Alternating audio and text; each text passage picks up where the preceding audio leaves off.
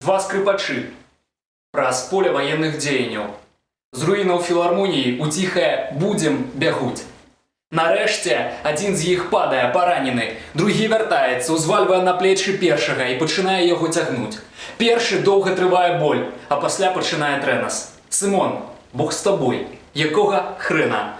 Сымон, твоя каханая здраджвае табе са мной. Цяпер, каб здрадзіць ізноў, вярнулася да цябе. Скажы шчыра, думаеш, ты сапраўдны мужчына, бо мужик даўно з цябе выпарыўся, знік у кірунку нябёса. Урэшце рэшт, ты няправільна трымаеш смык, ты няправільна мяне нясеш.